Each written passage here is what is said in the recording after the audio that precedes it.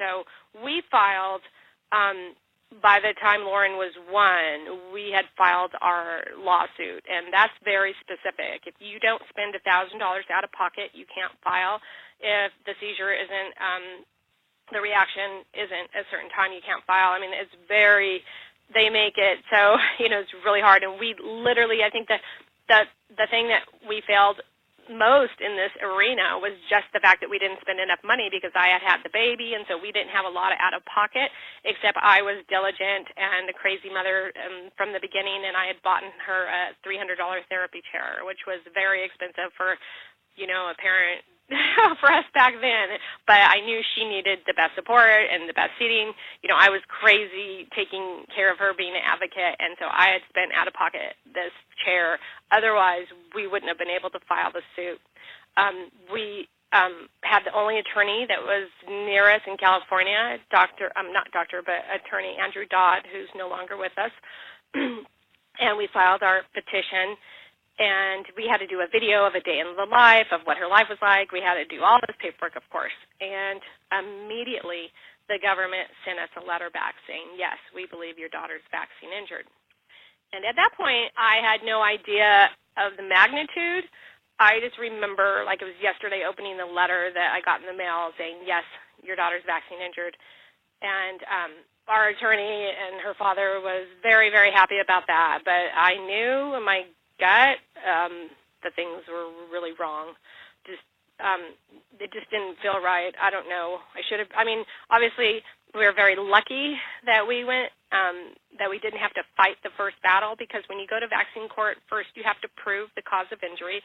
That usually takes 3 to 5 years. For us, it was immediate, within months, within a year certainly. And then the second part is how much your child's worth. So for Lauren, the reason that they basically agreed was that there were 10 surrounding deaths with Lauren's lot, and there were 30 reports of seizures or worse. And so her vaccine was scattered throughout the U.S. So back in 94 or 95, I learned really quickly how our government hides information, and they still do this. The pharmaceutical companies, when they mail out vaccines, they scatter them. So Lauren's vaccine was in Hawaii and Chicago and all over the U.S., and we lived in California. So not one doctor sees, 30 kids having seizures in their office, because then obviously doctors would believe. So there's one vial, and how many shots do you think they get out of one vial? Well, it's not one vial, it's actually one lot. And this is another political area. The government protects the drug companies, so we don't get to know how many is in a lot. And a lot basically is when the person goes into work, they start making vaccines, so that's a lot. So if they take a cigarette break, then they have a new lot. If they go to the bathroom, that's a new lot. But we don't, as consumers, get to know if Lauren's lot had 1 million vaccines or, the 30. And there's no way to connect with these other people whose children were injured by that lot. Well, I have documents, but their names are removed. So I'm not privy to call the parents. I have information that shows that 30 kids had seizures that were reported. But they weren't in your court case with you, or was it? No. Together? Totally separate. I have nothing to do with them. And, the government and HHS, they don't want us to connect. Now we have the Internet. We're connected. But back in the day. Yeah, what was your feeling, like when you got that letter? You thought your fight had just begun because you said something was terribly wrong. You felt it in your gut. Well, this is my first child, and as a parent, I think, especially back in the day, denial is pretty big. My husband at the time, Lauren's father, was really in denial for a long time, but he went to work all day while I, held Lauren and watched her have seizures and shoveled medication into her and took her to, she had 5 different specialists at least for the majority of her life, and all kinds of therapies. And so, we would walk in the room, and anybody who has a normal, healthy child would look at Lauren and know that something seriously was wrong. But because I didn't have anything to compare it with, I always had hope. I mean, the first 3 doctors that I saw, the first bit of bad news was the neurologist, he looked at me and said, Mrs. Kane, your baby's retarded. Look at her. Look at what she's doing. Da-da-da-da. And he walked out of the room, and, I just collapsed. And the second opinion was a big top doctor at USC, and he said to me, basically, after he examined her for about 30 seconds, he said, at least she'll be a pretty retard. And then he started making these movements that she wouldn't do this. She'll be a pretty retard. And then the third neurologist told me to go home, prepare for the worst. So she was about 1.5, 2, and her neurologist, I asked him, I said, what will come of her? And he said that you'll wake up one day and she'll be dead. So there was never good news.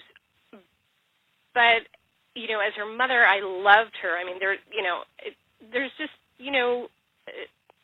she was an amazing little soul. She was this beautiful little baby that had this terrible, terrible body, and these seizures and these medications, and it was just absolute, complete chaos. I was shoveling meds in her for everything to help her sleep. They said, give her medication to help her sleep, otherwise she'll have seizures. And, I just started to have to trust my gut. I would write letters. I would call people. I would take her everywhere. I did all kinds of healing modalities. But, again, there was no Internet. It wasn't like I could hop on the Internet and connect with anybody that was going through what I was going through. And so it was quite a devastating time. Of course, my marriage was on the rocks. And everything that I knew was gone because all the people that I knew had healthy kids. So I did a lot of searching, and it became obviously a full-time job taking care of her. Didn't go back to work like I had expected. We started the vaccine injury compensation program, and I was pretty naive about it. You asked about the letter. I just knew that the fact that the government is saying that she was injured meant that she was going to be really sick, I guess. I don't know. How can you hear it just confirmed everything, that your feelings of the worst is happening was just confirmed, right? Is that? Yeah. I didn't really have any idea about the fight at that point. It was too early. It was before we were still living in Orange County, and I think we moved by the time she was about 1.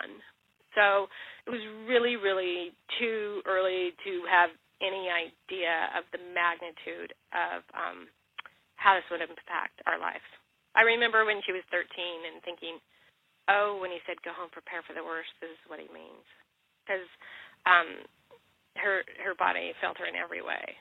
And when your brain doesn't work, your body doesn't work. When you have seizures constantly, and when you're taking 6 anti-seizure medications and pulmonary medications, and it's devastating to every aspect of development, of survival. No one expected her to live.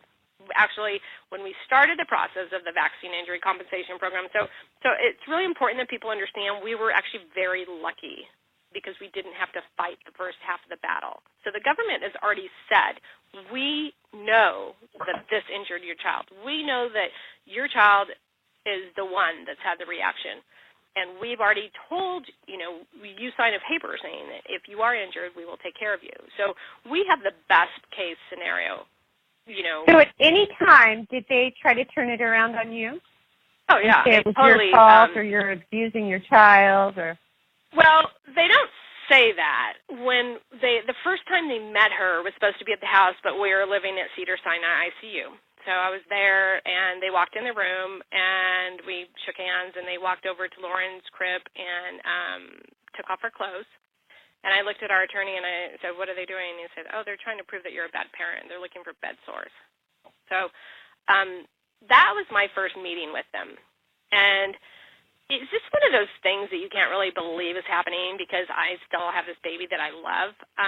By the time we had our first legal meeting, the nurse that was representing the vaccine injury compensation program almost got kicked out of the meeting because she was so, abusive, heartless, the meeting opens up. So basically what you do, at this point, they've already agreed that she's injured. So then at that point, there was 11 special masters who deal with vaccine injury, and that's all they do. You don't go to court because they don't want court to see what's happening. They don't want my little baby walking in a room and others to be able to come and watch how they treat me. And, again, there's no internet, there's no connection.